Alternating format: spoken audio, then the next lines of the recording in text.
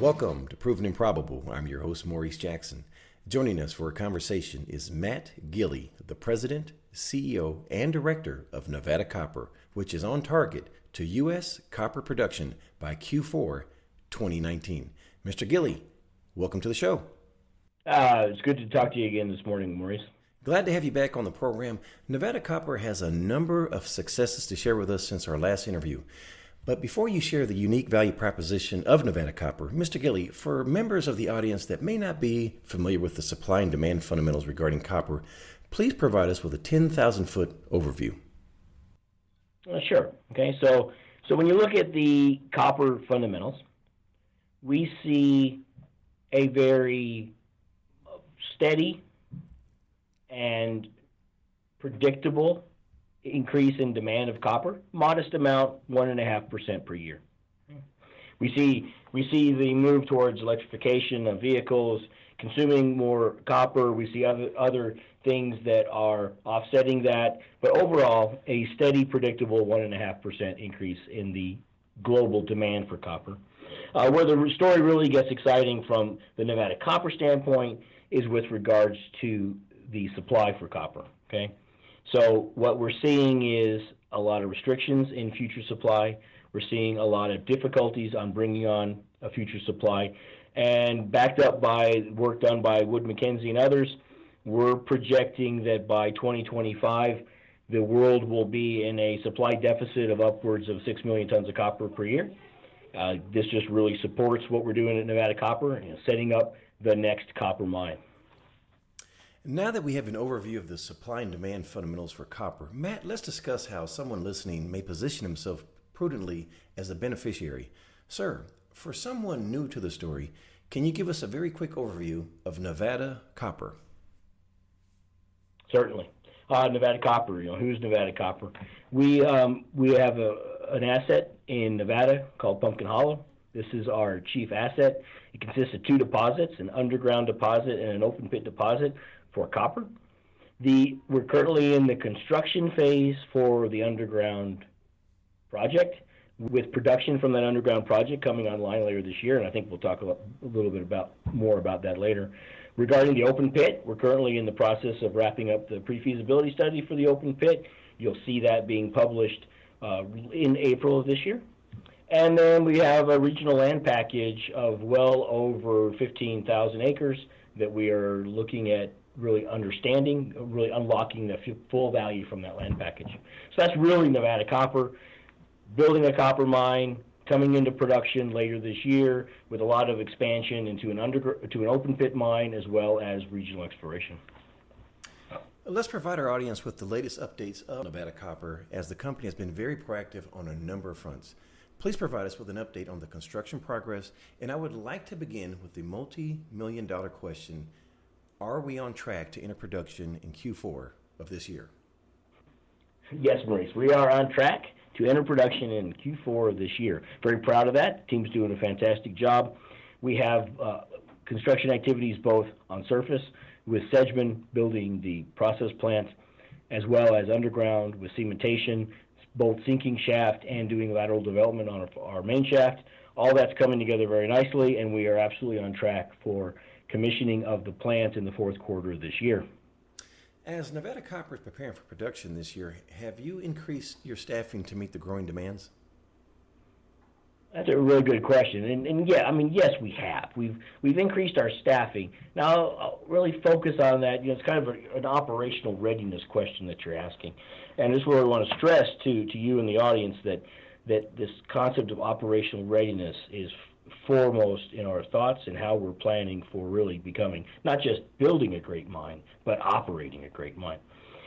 When you look at the staffing, so far, look, our staffing, by design, our staffing is quite modest. We're looking at a total workforce of Nevada Copper employees of around 30. And that is because this is our model, a very lean, efficient operation.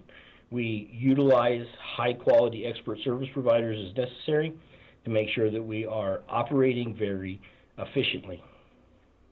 Now, is Nevada Copper still actively recruiting? And if so, what positions? Oh, that's fantastic. So, yes, we are actively recruiting. Most of our positions open are kind of your technical, your specialist positions to be part of the management team. I absolutely encourage anyone interested in what we're recruiting for to contact the Nevada Copper website. You'll see the complete listing of opening jobs there, as well as information on how to apply for any of these positions if you're interested. Pumpkin Hollow is unique in that you have both an underground and an open pit mine. Let's discuss exploration and expansion potential. What initiatives is Nevada Copper taking to optimize the full potential of the Pumpkin Hollow project? All right. So when you look at the underground, as we're constructing it right now, that has a large amount of upside potential. We'll really only explore that upside potential when we're underground after we're in production. So really look forward to updates on that front in 2020. And the reason for that is very simple. It's just much more efficient to drill out the prospective areas of the underground from the underground. Holes are shorter. It's just much easier. So that's really where the underground sits right now, kind of in a holding pattern as far as expansion potential. When you look at the open pit, that's where a lot of great energy is going into expanding the open pit, understanding the open pit better, really getting that ore body knowledge to allow you to build a world-class operation. That is part of the PFS, which is coming out in April of this year. That PFS will include the drilling campaign that we completed in 2018, that 26-hole drilling campaign. It will include those results in the resource model, and that's going to give you an even better idea of the full potential of the open pit. The real excitement that we have is with regards to the region itself, a large region, relatively unexplored, but with large amounts of historic copper production, as well as great, physical outcroppings of copper mineralization. So this is really where we're going to focus our efforts during 2019, is to really get a chance now that we've really tied up this land package, to understand what we have. Speaking of the region, there was a regional survey conducted that led you to staking more land. Can you share the results with us? Yeah, absolutely. So we staked a section of land we refer to as the Teddy Boy Claims. This is about 5,700 acres of land to our northeast. Very glad to have this in our portfolio. The criteria for that selection, we brought together experts on this region, experts in copper mineralization. They identified that as a really prospective area and where we should be really focused on. So we've staked that land, secured it for our ability to explore over the next several years. Does Nevada Copper plan to drill the new area at some point this year? We plan on drilling this year. I really haven't put out the entire drill program for 2019. We're still pulling that together and analyzing where to best spend the monies we have available for exploration. But yeah, we would like to drill that this year. Some more prospective holes, really not a in-depth blanket campaign, but really probe a few really interesting areas over there and give a better idea of where to really put the fulsome style drill campaign. It's one thing to have tonnage and grade, but you must equally have astute business acumen to make the numbers work. Now, Nevada Copper is in discussions, regarding an ECA-backed project finance facility to further optimize the balance sheet, as well as lining up a working capital facility and further offtake agreements to improve the economics of Pumpkin Hollow. Please provide us with the details. Yeah. You kind of said it all, Maurice. I can't really provide you with any more details, but I can just really stress what you just said, Maurice, that we are in discussions with this export credit agency style backed project financing. This is going to provide us the opportunity to substantially reduce the costs of our debt service, and as well as attract strong and robust financial partners for potential future open pit developments. Something we're very excited about, and it's part of really creating Nevada Copper as a high world-class company. Let's get into some numbers. Please share your capital structure. Okay, so the capital structure is fairly well defined. We have $80 million of long-term debt. We have $153 million of cash or cash equivalents. When you look at the financing package specifically for the underground, we're fully financed, including the working capital facility to take us through operation ramp up.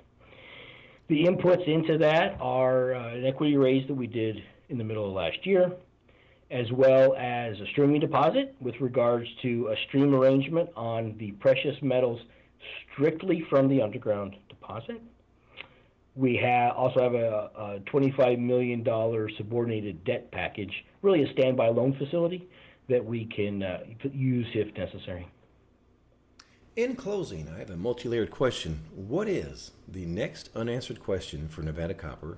When can we expect a response? And what determines success? I would not classify our successful completion of underground construction and bringing that into operation as an unanswered question, because that is going to happen, and I'm very proud of the activities that have happened so far.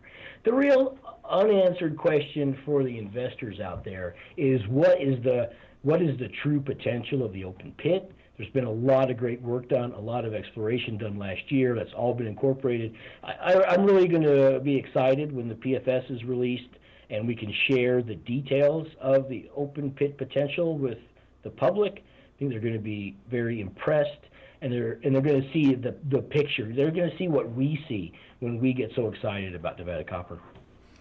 Speaking of the pre-feasibility study, give us a timeline on that, sir. Yeah, we're going to release that in April. I'm being careful. I don't want to be too specific. It'll be in April of this year, next month. Mr. Gili, last question. What did I forget to ask? Well, Maurice, forget to ask. You're always very thorough, so I wouldn't say you forgot to ask anything. What I would say is I want to reiterate something that we as Nevada Copper have been thinking about for over the last month. And unfortunately for the world, the last month has been a month marred with tragedies, with risk, and with unexpected events. And what we're really stressing with Nevada Copper is the risk management of Nevada Copper. We are an operation that is in private land. We're not waiting for any permits. We're not waiting for records of decision. We're constructing today, utilizing EPC contractors, that fixed price nature, reduced risks. We're building a dry stack tailing facility. We'll never have a wet tailing storage facility at Pumpkin Hollow.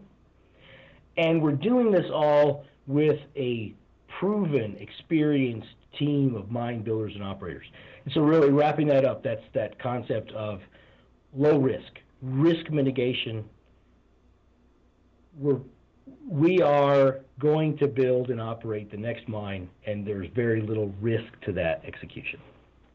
Matt, if investors want to get more information about Nevada Copper, please share the website address. Oh, absolutely. www.nevadacopper.com. Love to get your input. You see our investor presentations there in our latest news. Let us know what you think. And for our audience, we wish to remind you that Nevada Copper trades on the TSX symbol NCU and on the OTC symbol NEVDF.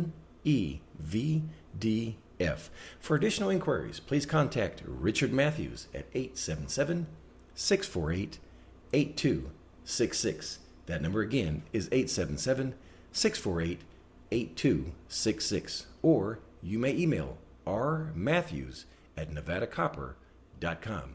Nevada Copper is a sponsor, and we're proud shareholders for the virtues conveyed in today's message. And last but not least, please visit provenandprobable.com for mining insights and bullion sales. You may reach us at contact@provenandprobable.com.